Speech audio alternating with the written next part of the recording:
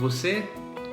O título da nossa lição dessa semana é Encontrando Descanso nos Laços Familiares. Se há um local no qual precisamos encontrar o descanso em Cristo, é na família. Especialmente porque muitas famílias são disfuncionais. E você sabe, a disfuncionalidade na família começou no Jardim do Éden, quando nossos primeiros pais pecaram. Eu queria mostrar isso para você. Então eu vou lhe mostrar quando começou essa disfuncionalidade. Vamos estudar o lar disfuncional de José, personagem bíblico, e veremos como José encontrou descanso num lar disfuncional. Então é uma lição muito importante e preciosa para qualquer um de nós que vivemos num mundo de pecado e fazemos parte de uma família. Vou começar mostrando para você a origem da disfuncionalidade familiar, que se encontra em Gênesis 3. Eu vou ler para você dos versos 9 ao 12. Quando nossos primeiros pais pecam, Deus foi até eles. E aí você vai perceber agora como que a disfunção familiar começou. Verso 9. E chamou o Senhor Deus ao homem e lhe perguntou: onde estás? Ele respondeu: ouvi a tua voz no jardim, e porque estava nu tive medo e me escondi. Perguntou-lhe Deus: quem te fez saber que estavas nu? Comeste da árvore de que te ordenei que não comesses? Então disse o homem, e aqui começa o problema maior, não é? A mulher que me deste por esposa, ela me deu da árvore e eu comi. Aqui começa-se a culpar um ao outro. Aqui começa a disfuncionalidade familiar. Aquela que Adão tanto amava, ele jogou apenas sobre ela a culpa de ele haver comido do fruto proibido, sendo que ele também tinha esta culpa. Então a disfuncionalidade familiar começou com o pecado. Quando o ser humano se alienou de Deus, o ser humano perdeu o contato com a fonte de todo amor e de toda a ordem familiar que existe no universo. E obviamente, consequentemente, os relacionamentos familiares nunca mais foram os mesmos e hoje não encontramos nenhum relacionamento familiar perfeito. O que existem são relacionamentos familiares com menos problemas do que outros, mas perfeitos não existem famílias na atualidade. Mas isso não é um motivo de desespero, um motivo de desânimo, porque na história de José nós podemos aprender que nós podemos encontrar um grande suporte para encontrarmos alívio emocional por causa da família, né, e do relacionamento disfuncional no qual nos encontramos muitas vezes. Então vamos ver um pouquinho sobre a história de José. E você sabe, José veio de uma família disfuncional porque o seu pai, Jacó, primeiro tinha várias mulheres, tinha mais de uma mulher. Então ele tinha irmãos de mulheres diferentes. Agora você pense, se irmãos por parte do mesmo pai e da mesma mãe brigam, imagine irmãos que são irmãos apenas por parte do mesmo pai. Então era uma briga tremenda que existia no lar de Jacó e consequentemente de José. As mães começaram a rivalizar umas contra as outras, é óbvio, elas estavam disputando o amor do marido, né? E essa rivalidade se espalhou para os filhos. Para você ter uma ideia, os irmãos mais velhos de José, eles massacraram uma cidade toda, chamada Siquém. Aí você vê Rúben, o irmão mais velho de José, ele fez uma afronta tão grande ao seu idoso pai que ficou com entre aspas, das mulheres dele, com Bila, que era a serva de Raquel. E era a mãe de vários dos irmãos dele. Então você veja a família. Judá, quando foi mais velho, foi procurar uma prostituta e acabou confundindo a própria nora viúva com uma prostituta. E para piorar as coisas, Jacó demonstrava preferência por um filho. E aí está um problema muito sério. Jacó demonstrou preferência por José, porque foi para José que ele demonstrou esse favoritismo, dando para José uma capa muito colorida, uma túnica, na verdade, muito colorida, de acordo com Gênesis 37:3. E ali, obviamente, os irmãos morreram de raiva.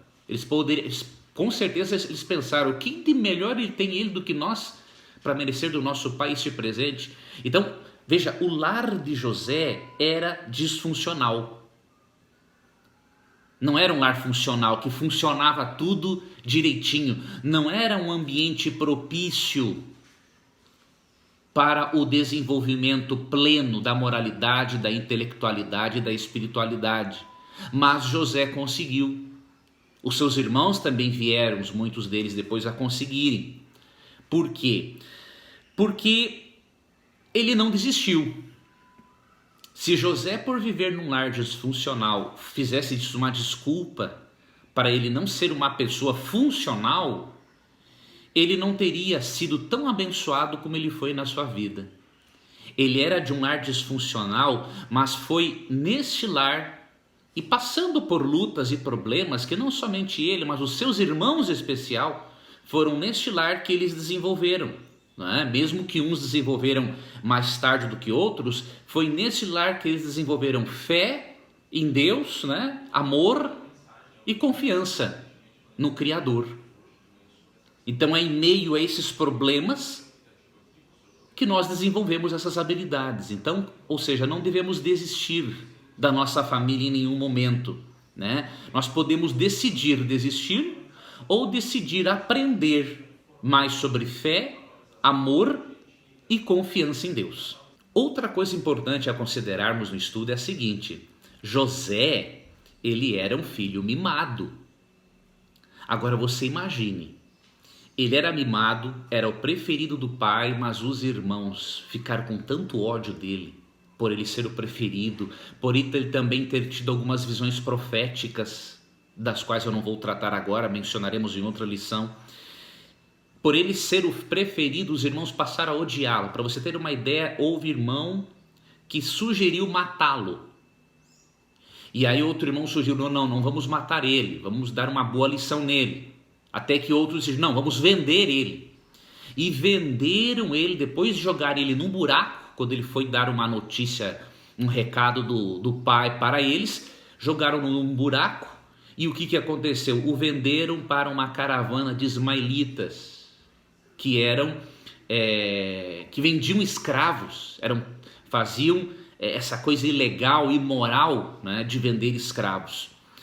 E veja que mudança: de um filho amado, preferido, mimado, ele passa a ser um escravo desamparado e desprezado. Como que ele pôde aguentar isso? Isso é uma coisa insuportável, praticamente, para o ser humano. Você sair de uma situação maravilhosa de perto do seu pai, da sua mãe, mesmo com problemas entre os irmãos, e se encontrar numa situação desesperadora de escravo, né? José superou isso porque ele entregou-se completamente a Deus. Aqui é que está o diferencial. José, enquanto estava indo para o seu novo destino, ele tomou a decisão pessoal de seguir a Deus, onde quer que ele estivesse.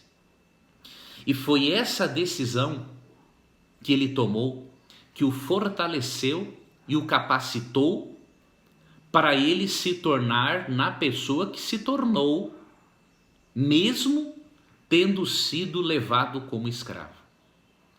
E Deus quer que você e eu tomemos essa decisão, independente da família na qual nós vivamos. Por quê? Mesmo que a nossa família seja disfuncional, nós podemos escolher ser funcionais. E como consequência, podemos influenciar a nossa família para o bem, não é? Então, um dos textos que mostra a importância de uma decisão nossa é o Salmo 14, verso 2, que diz assim: do céu olha o Senhor para os filhos dos homens, para ver se há quem entenda, se há quem busque a Deus. Então Deus, quando olha dos céus, né, e para os filhos dos homens, para os seres humanos, ele vê, ele busca alguém que entenda, alguém que realmente esteja buscando a Deus. Então você pode decidir ser uma pessoa funcional num lar disfuncional, porque a fé não é transmitida geneticamente, ela é ensinada, mas ela não é transmitida geneticamente. Então você pode aprender mesmo num lar disfuncional. Agora tem um detalhe: um lar funcional, ele promove a nós um ambiente para nós desenvolvermos valor próprio. E apesar da disfuncionalidade do seu lar, teve um aspecto positivo no lar de José que fez com que ele desenvolvesse valor próprio. E isso é importante. Não vamos falar só do que há de negativo, não é, na vida familiar de José, mas vamos falar de algo positivo. Todo o lar deveria ser um ambiente, né, toda família deveria ser, se propor a ajudar a cada membro a entender o valor próprio. O que é valor próprio? Não achar-se demais, pensando que você é a última bolacha do pacote, né? Mas também não se achar menos em relação aos outros, achando que você é o patinho feio. Não, é ter uma visão positiva e equilibrada sobre você mesmo. E isso nós aprendemos na família. Se a família for propícia, todos nós desenvolveremos valor próprio. E José teve valor próprio, porque apesar de ser escravo, ele se valorizou como pessoa e sempre que trabalhou ele fez o seu melhor. Não simplesmente para agradar os outros, mas porque ele tinha valor próprio.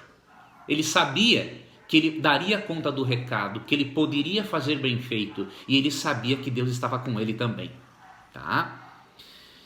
E Deus quer que nós tenhamos essa noção equilibrada, né, de valor próprio, porque Deus, ele vê a cada um de nós como filhos com grande potencial. Quando Cristo morreu na cruz, né, ele morreu para que você e eu tivéssemos vida e pudéssemos nos tornarmos tudo aquilo que Deus sonhou para nós na eternidade. Então veja o quanto Deus considera a você e a mim, e isso deve nos fazer sentirmos que temos valor, né? Por exemplo, olha o que diz aqui Isaías 43, verso 1. Isaías 43, 1 diz assim, ó, Deus falando para os seus filhos, para o povo de Israel, e diz assim para você também: mas agora assim diz o Senhor que te criou, ó Jacó, e que te formou, ó Israel.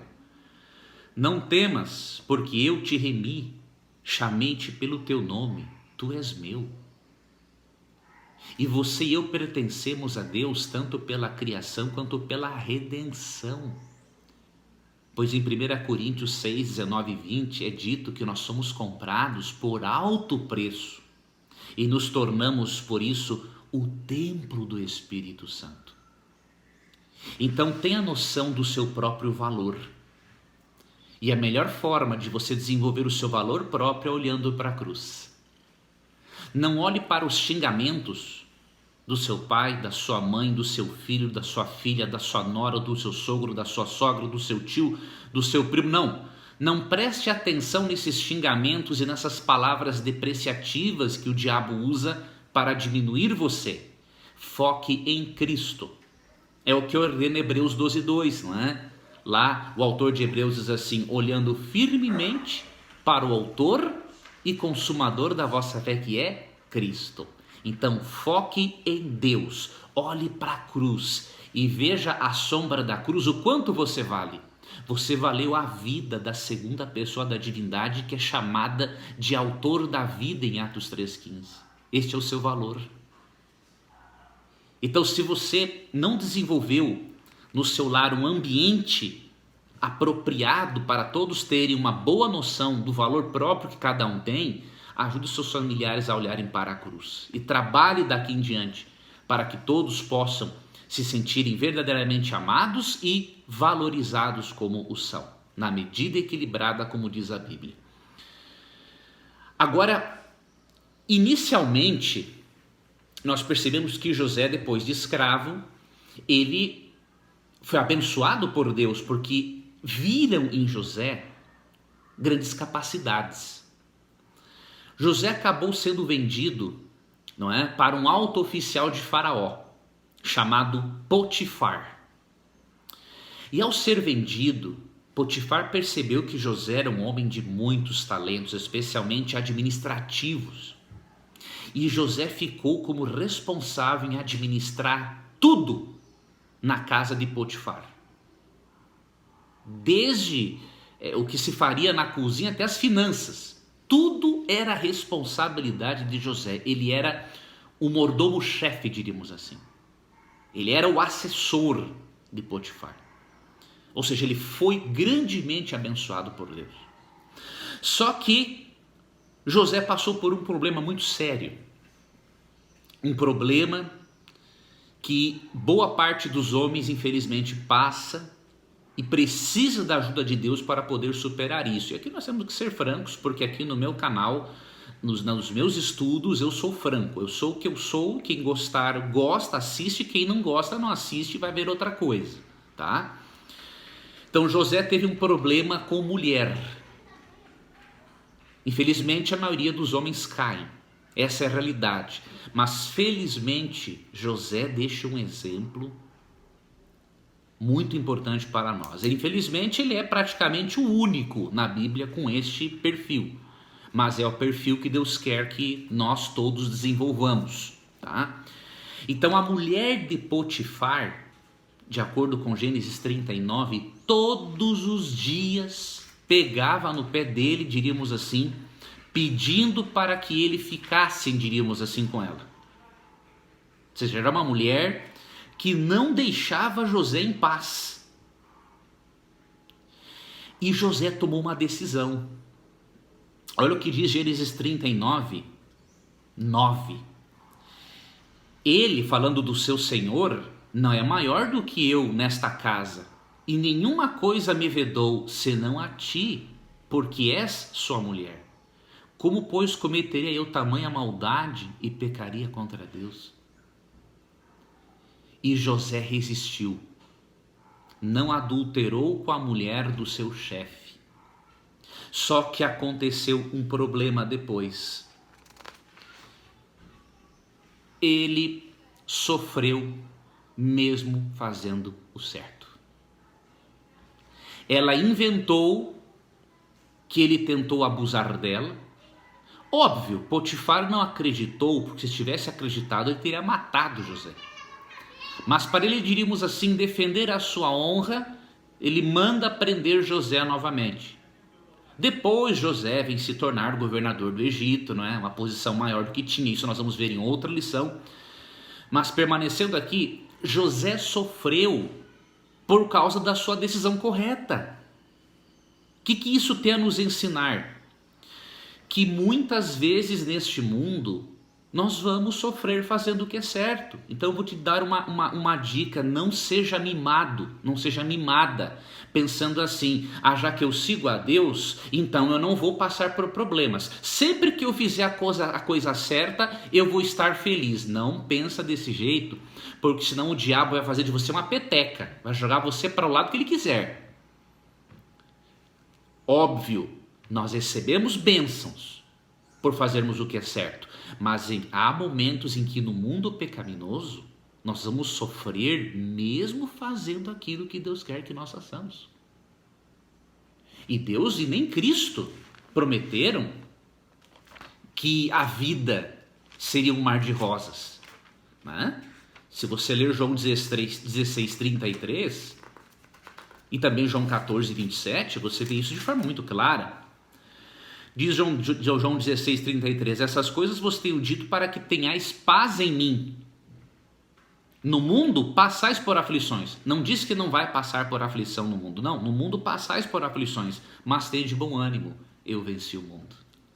Então o que Cristo diz aqui? Pode acontecer que você, como José, Sofra por fazer o que é certo. Mas a mesma bênção que José recebeu estando em meio àquele sofrimento é a bênção que você vai receber. E esta aqui é a maior bênção de todas. A maior bênção não é sofrer. Ou melhor, não é não sofrer.